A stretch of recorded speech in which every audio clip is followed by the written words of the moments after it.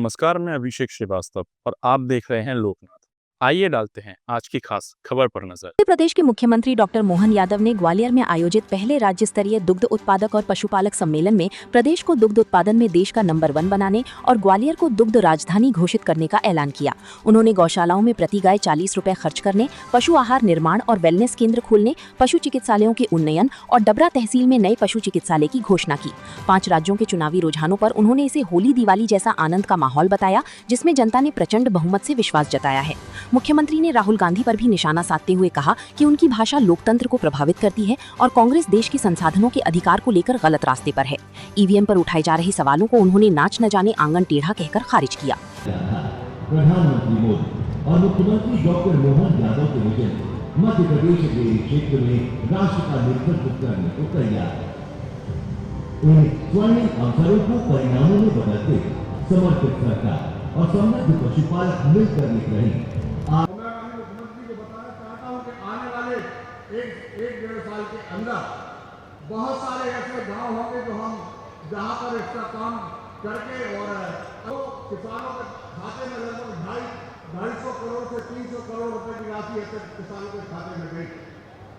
और जब ये कल्याण वर्ष में हमारी सरकार 16 अलग अलग विभागों को मिलाकर के काम कर रही है। ऐसे में दूध उत्पादन को बढ़ावा दिलाते हुए किसान कल्याण वर्ष में पशुपालकों का सम्मेलन और इस अवसर पर किसान कई प्रकार के भी हैं। छोटे किसान कोई बकरी पालता है, कोई अन्य प्रकार के पशु पाल करके, पक्षी पाल करके अपनी ज़िंदगी बेहतर करते हैं। इस सभी योजनाओं में सरकार लगातार मदद कर रही है। इसलिए आज पूरे प्रदेश का सबसे बड़ा पशुपालन सम्मेलन ग्वालियर की धरती पर किया गया। मैं लखन पटेल जी, पशुपालन मंत्री जी को बधाई देना चाहूँगा।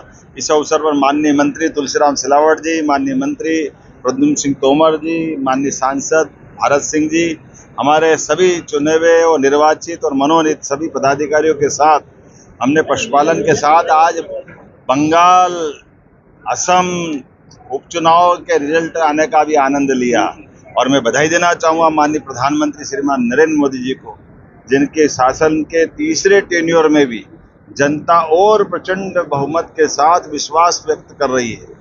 लोकतंत्र में सबसे बड़ा आशीर्वाद जनता का होता है। ये कांग्रेस और उनके नेताओं को भी सबक है। राहुल गांधी जी जिस प्रकार से लोकतंत्र का मजाक बनाते हैं, लोकसभा के अंदर और देश के अंदर हो या विदेश में, कांग्रेस ने जिस रास्ते पे जाने का शुरुआत की है, जनता उसको पसंद नहीं करती है, उसकी मोहर लग रही है। आइए हम सब इस बात के लिए भी संकल्प करें कि इस प्रदेश के अंदर, देश के अंदर घुसपैठियाँ कहीं भी हो, उनको अपने देश और प्रदेश में रखने की जरूरत नहीं। ये जवाब ममता को भी जनता ने दिया है कि हमारे देश के अंदर के सभी प्रकार के संसाधनों का अधिकार देशभक्तों को है, देशवासियों को है, विदेशियों को नहीं है। ऐसे में आज जब ये रिजल्ट आ रहा है, सच में होली दिवाली और आनंद बन गया। मेरी अपनी ओर से बधाई। ग्वालियर के लिए क्या घोषणा की आपने? ग्वालियर के लिए डबरा में पशु चिकित्सालय की घोषणा की है। यहाँ का अपना पशु स्वास्थ्य उन्नयन का केंद्र बनाने की बात कही है। कई प्रकार के पशुपालन विभाग ने जो जो मांगा है सब देंगे और ग्वालियर तो देना ही चाहिए। पोषण आहार बनाने के लिए देखो, नाच न जाने आंगन टेढ़ा, जब जीत गए तो ईवीएम मेरा, ऐसा तो उनका तरीका ही है। और किस किस जगह मनाएंगे ना, हर जगह। आज जो सभी अलग अलग एग्जिट पोल आए थे, 3 बार सरकार बनी ली, तब ईवीएम कहाँ गई थी? तब भी ईवीएम थी। शाम को 6 बजे तक डटे रहे कार्यकर्ता, क्या कहेंगे, क्या सोच रही हो? और 5 साल डटी रहे। ऐसे ही वीडियोस को देखने के लिए आप लोकनाथ के YouTube चैनल को सब्सक्राइब करें। साथ ही लोकनाथ के अन्य सोशल मीडिया हैंडल्स जैसे कि फेसबुक और इंस्टाग्राम को भी आप फॉलो कर सकते हैं।